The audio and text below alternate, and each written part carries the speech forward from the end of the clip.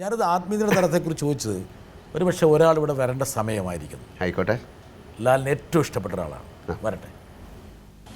കോളേജിൽ പഠിക്കുന്ന കാലം മുതൽ തന്നെ ലാലുമോൻ അമ്മയെ കാണാൻ വരാറുണ്ട്. അന്നേ ധ്യാനത്തിലും ആധ്യാത്മയിലും ലാലുമോന് നല്ല താല്പര്യമുണ്ടായിരുന്നു. മനുഷ്യ മനസ്സിൽ അന്തർലീനമായിരിക്കുന്ന അനന്ത ശക്തിയിലുള്ള വിശ്വാസവും ധ്യാനാത്മമായി ചിന്തിക്കാനുള്ള കഴിവും ഉള്ളതുകൊണ്ടായിരിക്കാം കഥാപാത്രങ്ങളെ ഇത്രയും തന്മയീഭാവത്തോടെ അവതരിപ്പിക്കാൻ കഴിയുന്നത്. എന്നാൽ ഏത് വേഷം കിട്ടിയാലും ആൾ മാറാത്തതുപോലെ താൻ ഈ കണ്ണാടി കാണുന്ന ആ ഛായാസ്വരൂപം മാത്രമല്ല, അതിനെ പ്രകാശിപ്പിക്കുന്ന ചൈതന്യത്തിൻ്റെയും കൂടി ഉടമയാണെന്നും ആ ബോധവും അതോടൊപ്പം ഇനിയും കഥാപാത്രങ്ങളെ നല്ലവണ്ണം അവതരിപ്പിക്കാനും കൂടുതൽ ശക്തി ഉണ്ടാകട്ടെ, അനുകൃപ ലാലുമോനെ അനുഗ്രഹിക്കട്ടെ എന്ന് പരമാത്മാവിനുള്ളിൽ തന്നെ സമർപ്പിക്കും.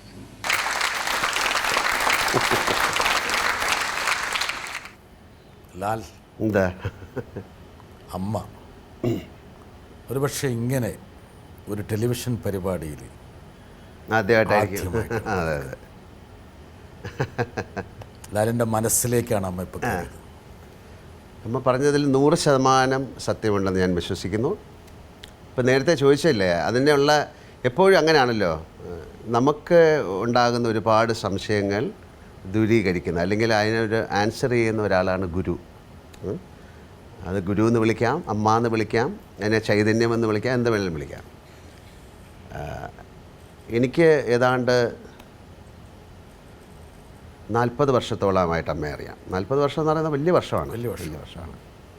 ഞാൻ സ്കൂളിൽ പഠിച്ച് ആ കാലം മുതലേ അമ്മയെ കാണാൻ പോയിട്ടുണ്ട്, എൻ്റെ അമ്മാവൻ്റെ കൂടെ. ഒരുപാട് അനുഭവങ്ങൾ എനിക്കുണ്ടായിരുന്നു. അങ്ങനെയാണല്ലോ നിൻ്റെ വിശ്വാസം നിന്നെ രക്ഷിക്കട്ടെ എന്ന് പറയുന്ന പോലെയാണ്. അത് അനുഭവങ്ങൾ ഇപ്പോൾ ഞാനത് ഇറ്റ്സ് വെരി പേഴ്സണൽ അല്ലേ. നമ്മുടെ അനുഭവങ്ങൾ, നമ്മുടെ സംശയങ്ങൾ ഒക്കെ ഒരുപാട് അത് അറിഞ്ഞോ അറിയാതെയോ നമുക്ക് പകർന്നു തരുന്ന ഒരാളാണ് ഗുരു. അത്തരത്തിൽ അമ്മയെപ്പറ്റി ഞാൻ ഈയിടെ അമ്മയെ ഇൻ്റർവ്യൂ ചെയ്തു. അങ്ങനെയൊന്നും ഞാനപ്പോൾ എന്നോട് കുറേ ചോദ്യങ്ങൾ ഉണ്ടാക്കി ചെയ്യണമെന്ന് പറഞ്ഞ സമയത്ത് ഞാൻ ആലോചിച്ചു, ഞാൻ എന്താണ് ചോദിക്കേണ്ടത് അല്ലേ. അപ്പോൾ എന്നോട് പലരും ചോദിച്ച കുറേ ചോദ്യങ്ങൾ ഞാൻ അമ്മയോട് ചോദിച്ചു, തിരിച്ചു ചോദിച്ചു. കാര്യം എനിക്ക് മറുപടി കിട്ടേണ്ട ഒരുപാട് കാര്യങ്ങൾ അമ്മയിലൂടെ എനിക്ക് കിട്ടി.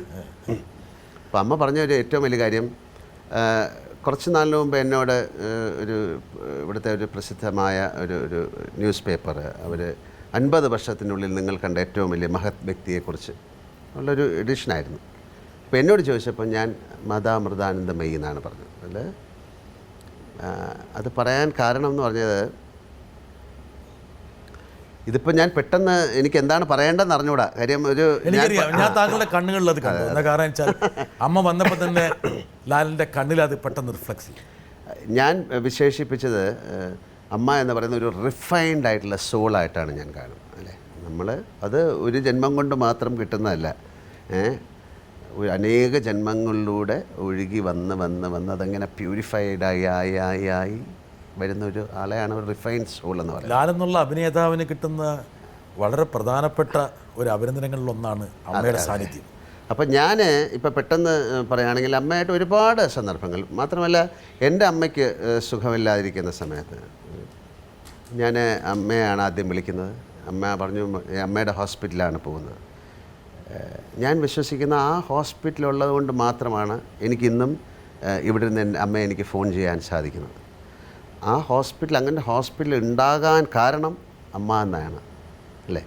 ഒരുപാട് ചാരിറ്റി എന്നുള്ള വാക്ക് അതിന് ഒരു കറക്റ്റ് വാക്കല്ല. അമ്മയോടുള്ള ഒരു സ്നേഹം എനിക്ക് ഒരുപക്ഷെ അമൃതാനന്ദമയിൽ മാത്രമല്ല, സ്വന്തം അമ്മയിൽ മാത്രമല്ല, എല്ലാ അമ്മമാരോടുമുള്ള ലാലിൻ്റെ ഒരു കാഴ്ചപ്പാട് തീർച്ചയായിട്ടും. അപ്പോൾ അങ്ങനെ ഒരുപാട് അനേക കാര്യങ്ങളിലൂടെ നമുക്കറിഞ്ഞോ അറിയാം. ഇപ്പോൾ എനിക്ക് വളരെ വിചിത്രമായ ചില സംശയങ്ങളുണ്ടായിരുന്നു എന്നെപ്പറ്റി. അപ്പോൾ എനിക്ക് തോന്നിയത് ഞാനൊരു വണ്ടി എടുത്ത് നേരെ അമ്മയെടുത്താണ് പോയത്. വിചിത്രമായെന്ന് പറഞ്ഞാൽ നമുക്ക് അങ്ങനെയാണല്ലോ, മനസ്സിൻ്റെ പ്രകേളികയാണോ എന്താണ്, ഒരുപാട് കാര്യങ്ങൾ അതങ്ങനെ പറയാൻ പറ്റുന്നൊരു കാര്യമല്ല. അത് വളരെ മറ്റുള്ള ആൾക്കാരുമായിട്ട് ഷെയർ ചെയ്യാൻ ആഗ്രഹിക്കുന്നില്ല. ആഗ്രഹിക്കുന്നില്ല. അവരത് കാര്യം അങ്ങനെ പറഞ്ഞു കഴിഞ്ഞാൽ ഈ പറയുന്ന അല്ലെങ്കിൽ കേൾക്കുന്നവർക്ക് അത് മനസ്സിലായില്ലെങ്കിൽ അത് മോശമായിപ്പോൾ. അതുകൊണ്ട് പക്ഷേ അതിന് ഏറ്റവും മനോഹരമായിട്ട് ഒരു കഥയിലൂടെ അല്ലെങ്കിൽ ഒരു ചെറിയ കാര്യത്തിലൂടെ പറഞ്ഞു തരിക എന്ന് പറയുന്നത് അത് ഒരു അമ്മ ഒരു കുട്ടിക്ക് ഒരു കഥ പറഞ്ഞു കൊടുക്കുന്ന പോലെയാണ്. നമ്മൾ ഇപ്പോഴതിനുള്ള ഭാഗ്യം കുട്ടികൾക്കുണ്ടോ ഇല്ലയെന്നറിയില്ല. ഇപ്പോൾ എന്നെ സംബന്ധിച്ചോളം കുട്ടിക്കാലത്ത് ഞാൻ എൻ്റെ അമ്മയോടും അമ്മുമ്മയോടും അമ്മാവനോടും അമ്മായിയോടൊക്കെ കിടന്ന് അവരുടെ ഒരു ഓറ, സ്നേഹത്തിൻ്റെ ഓറയിൽ കിടന്ന് ഒരുപാട് കഥകൾ കേട്ടാണ് വളർന്നത് അല്ലേ. പണ്ട് കഥകൾ പറഞ്ഞു കൊടുക്കുന്ന അതിനു വേണ്ടിയാണ്. ഒരിടത്ത് ഒരു സത്യസന്ധനായ രാജാവ് ഉണ്ടായിരുന്നു എന്ന് പറയുമ്പോൾ ആ മനസ്സിലേക്ക് സത്യസന്ധത എന്നൊരു വാക്ക് വന്നു അല്ലേ. ആ രാജാവ് എങ്ങനെ ഇരിക്കണം എന്ന് പറഞ്ഞാൽ അയാൾ ഒരു കള്ളനെ പിടിച്ചു, അപ്പോൾ കള്ളൻ ചെയ്യാൻ പാടില്ല, അവൻ്റെ കൈ മുറിച്ചു. അങ്ങനെ ഒരുപാട് കഥകളിലൂടെയാണ് നമ്മളിലേക്ക് ഒരു ഇൻഫ്ലുവൻസ് എന്ന് പറയും അല്ലേ. അതൊരു ഒരു ഒരു ഒരു പ്രത്യേക വൈറസാണ്, അത് നമുക്ക് പറയാൻ പറ്റില്ല. അത്തരം യു വിൽ ഗെറ്റ്, നമുക്ക് ഇൻഫ്ലുവൻസാണ് അമ്മ എന്ന് പറയുന്നത്. അമ്മ പറഞ്ഞ കാര്യം വളരെ, ഇപ്പോൾ എൻ്റെ അടുത്ത് നേരത്തെ ചോദിച്ചില്ലേ മോഹൻലാൽ ഇത് വളരെ സബ്ഡ്യൂഡായിട്ട് ആക്ട് ചെയ്തു എന്നൊക്കെ ചോദിച്ചപ്പോൾ പറയുന്നത്, അമ്മ പറഞ്ഞതിൽ അതിൻ്റെ ആൻസറുണ്ട് എന്ന് പറഞ്ഞു കഴിഞ്ഞാൽ, ഇപ്പോൾ ഇനി ഞാൻ തുറന്ന് പറയാം, ഞാനൊരു സിനിമ തുടങ്ങുന്നതിന് മുമ്പ് ഞാൻ ചെയ്യുന്നത് സത്യസന്ധമായിട്ട് പറയാം, അതിപ്പം എല്ലാവർക്കും വേണമെങ്കിൽ ചെയ്യാം. ഞാൻ എൻ്റെ മേക്കപ്പ് ചെയ്യുന്നതിന് മുമ്പ് ഞാൻ ഒരു സ്ഥലത്ത് പോയിട്ട് ഞാൻ ഒന്ന് പ്രാർത്ഥിക്കുക, അതായത് ഞാൻ പറയും പ്ലീസ് ഹെൽപ്പ് മീ എന്നാണ് ഞാൻ പറഞ്ഞത്. എനിക്കറിയില്ല പ്രോജക്റ്റ് തുടക്കം. എനിക്കിപ്പോൾ ഞാനിപ്പോൾ വാനപ്രസ്ഥം എന്നുള്ള സിനിമ അല്ലെങ്കിൽ അതേപോലെ ഞാൻ പറഞ്ഞു എനിക്ക് കഥകളി അറിയില്ല. കഥകളി എന്ന് പറയുന്ന 10-40 വർഷം കൊണ്ടാണ് ഏറ്റവും വലിയ റിഫൈൻഡ് ആയിട്ടുള്ള ഒരു കഥകളിക്കാരുണ്ടാകുന്നത്.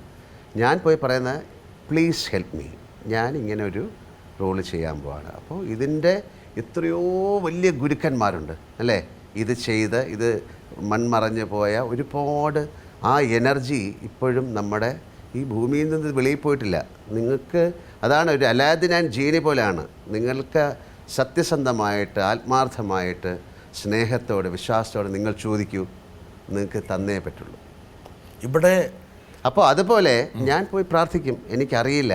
അപ്പം അമ്മ പറഞ്ഞില്ലേ അങ്ങനെ ഒരു ശക്തി നമ്മളെ അറിഞ്ഞോ അറിയാതെയോ ഹെൽപ്പ് ചെയ്യും. അത്തരത്തിലുള്ള ശക്തി ആയിട്ടാണ് ഞാൻ അമ്മയും കാണുന്നത്. ഞാൻ പറഞ്ഞിട്ടുണ്ട്, ഞാൻ എൻ്റെ സംസ്കൃത നാടകം ആദ്യം ഞാൻ ചെയ്യാൻ പോകുന്ന സമയത്ത് അമ്മ ഡൽഹിയിലുണ്ട്. ഞാൻ വിളിച്ചു പറഞ്ഞു, അമ്മ എനിക്ക് സംസ്കൃതം അറിയില്ല, 2 മണിക്കൂർ ചിലപ്പോൾ 10 മിനിറ്റ് 2 മണിക്കൂറാണ് ഞാൻ പറയേണ്ടത്.